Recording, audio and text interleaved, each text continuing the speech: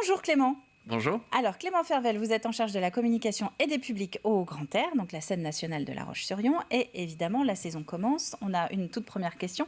Comment on se sent à ce tout début justement de nouvelle saison après 2 années qui ont été particulièrement perturbées ? On se sent confiant parce qu'on voit le public revenir. On a beaucoup d'envie, beaucoup d'énergie pour les retrouver. On a eu nos premiers spectacles dans la grande salle du Manège, qui est la salle principale du Grand Air, la semaine dernière, avec notamment une soirée exceptionnelle autour de l'avenue d'Abdel Malik, avec un spectacle qui s'appelait Le Jeune Noir et l'Épée, où il y a eu vraiment un engouement dans la salle, extrêmement chaleureux, et ça fait beaucoup de bien. Donc voilà, les adhésions ont redémarré. On sait qu'on est dans une année de transition, après 2 années particulièrement compliquées pour tous les lieux culturels, et qu'il va sans doute falloir quelques mois pour que chacun reprenne complètement ses habitudes de sortie culturelle. Ceci dit, on n'a pas arrêté de travailler en 2 années. On a toujours essayé de maintenir des activités, y compris pendant les périodes de confinement, y compris même pendant la toute première période de confinement. Donc pendant tous ces mois, on a aussi su inventer des projets qui ont permis au Grand Air de garder ce lien avec le public. Et ça a été très précieux et on en sent les bénéfices aujourd'hui à la reprise réelle, complète en tout cas, de l'activité. Le lien n'est donc pas rompu avec vos spectateurs, mais vous les sentez, c'est quoi, un petit peu frileux, c'est ça, pour revenir, pour s'engager pour un an ? Oui, les modes d'adhésion ont un petit peu changé, c'est-à-dire qu'il y a peut-être moins de gens qui vont réserver longtemps à l'avance, mais on est quand même plutôt confiant parce que vraiment, on a eu déjà des belles salles, on a aussi plus de 60 rendez-vous dans la saison. Ce qui est beaucoup, oui, donc, pour une reprise. Il faut aussi que chacun aussi prenne connaissance de tous ces rendez-vous.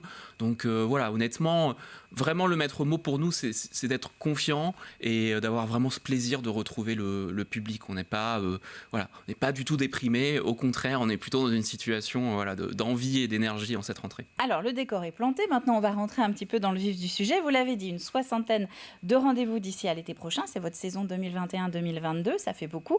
On va peut-être s'intéresser au premier trimestre déjà.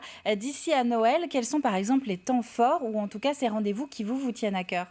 Alors, je crois qu'on reviendra après sur les rendez-vous de la semaine, donc je vais me projeter un petit peu plus loin. On va se projeter, voilà. Impossible pour moi de tout vous présenter, même pour le prochain trimestre, parce que sur le trimestre qui vient, il y a plus d'une vingtaine de rendez-vous.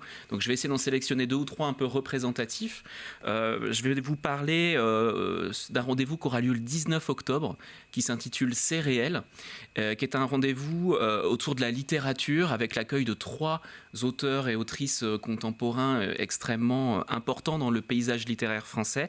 C'est Hélène Gaudy, Maëlys de Kerangal et Guillaume Poix, qui vont venir faire une lecture imaginée pour le Grand Air, pour cette occasion.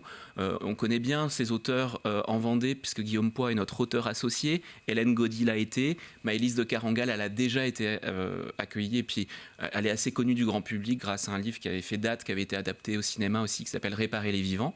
Et c'est vraiment un rendez-vous dont je voulais vous parler, parce qu'il exprime aussi la particularité de notre scène nationale, qui est d'avoir un pôle littérature. Et autour de l'activité de ce pôle littérature s'articulent des soirées littéraires, des invitations d'auteurs, des ateliers d'écriture. Et c'est vraiment une particularité en France. Il n'y a aucune autre scène nationale. Il y en a 74 en France, des scènes nationales, puisque le Grand Air en est une. C'est peu commun, effectivement. C'est peu commun, et on est les seuls à avoir ce pôle littérature. Un autre rendez-vous complètement différent dont je pourrais vous parler, c'est au mois de novembre. Ça s'appelle Le silence et la peur. C'est une pièce de théâtre de David Gesselson, qui est notre artiste associé. On a un auteur et 2 artistes associés. C'est une pièce de théâtre autour de la vie de Nina Simone. C'est assez biographique. On voit toute sa vie, en tout cas de jeune musicienne jusqu'à la fin de sa vie, mais c'est aussi un prétexte pour parler à travers sa vie, cette grande musicienne afro-américaine, de la société américaine des années 50, 60 aux années 80, 90, parce qu'à travers l'histoire de Nina Simone, c'est aussi tout un pan de l'histoire des États-Unis qui est raconté. C'est souvent ça, à travers l'histoire d'une personnalité, on a aussi tout le contexte, toute sa période de vie qui transperce et qu'on peut redécouvrir. C'est ça. Et c'est vraiment une très belle pièce qui a la particularité d'être articulée autour d'une troupe afro-américaine. Il y a des comédiens et des comédiennes américains sur le plateau et des comédiens français. Donc il y a une partie du spectacle qui est en langue originale surtitrée, comme quand on va au cinéma. Donc c'est vraiment un rendez-vous fort en tout cas en théâtre, sur le trimestre à venir. Puis un autre rendez-vous encore complètement différent pour que vous voyez la diversité de ce qu'on propose. On accueille un grand concert de l'Orchestre national des Pays de la Loire, là encore au mois de novembre, autour d'un programme double, autour de la musique autrichienne. On aura une œuvre de Mozart, le concerto pour clarinette, et une œuvre de Bruckner, la symphonie numéro 4. C'est vraiment l'orchestre dans sa composition la plus complète, et on aura la chance qu'il soit dirigé par Josep Pons, qui est un chef d'orchestre espagnol, qui est l'un des chefs d'orchestre européens les plus célèbres. Donc c'est vraiment un très très beau rendez-vous de musique classique pour les amoureux de la musique classique en novembre. Et donc on rappelle, juste pour qu'on garde un petit peu de temps pour parler de cette semaine, on rappelle que ce n'est qu'un extrait, c'est pour pas froisser tout le monde. On ne peut pas citer tous les rendez-vous, mais en tout cas là, ce sont quelques temps forts d'ici à Noël. On va revenir sur cette semaine plus précisément, parce que je crois que ça vous tenait à cœur, avec notamment un rendez-vous demain et jeudi. Mercredi donc et jeudi, ça s'appelle Mars 2037 et là ça s'adresse à toute la famille à partir de 6 ans. Oui, c'est un rendez-vous assez étonnant. La particularité cette semaine au Grand Air, c'est qu'on reçoit donc, Mars 2037 et puis ce soir au théâtre Airstream Live, et c'est 2 premières nationales, des spectacles qui vont être créés à La Roche-sur-Yon et qui vont ensuite tourner dans toute la France. Donc c'est des rendez-vous aussi assez festifs de découvrir pour la première fois un spectacle sur scène. Et Mars 2037 plus particulièrement, c'est un immense décor. On est plongé dans un voyage spatial. C'est une comédie pour la famille. Une comédie assez déjantée, qu'on doit à Nicolas Duclos et Pierre Guillois. C'est toujours un humour assez déjanté, parfois un peu absurde, c'est très drôle. L'histoire, c'est l'homme le plus riche du monde, on en connaît d'autres dans la vraie vie, qui décide de mettre toute sa fortune pour faire le premier voyage humain vers Mars. Et on les suit dans ce voyage vers Mars.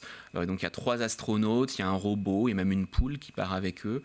Mais bien sûr, rien ne va se passer comme prévu. Et c'est prétexte à énormément d'humour et de poésie. Il y a un petit côté aussi chanté, comédie musicale. On est proche du musical. Et vraiment, c'est très très impressionnant. J'ai pu voir des répétitions hier sur le plateau. Le décor est gigantesque. Et on peut voir des extraits aussi sur votre site du Grand Air pour essayer d'y aller. Effectivement, tout ceci n'est que de la fiction, bien évidemment.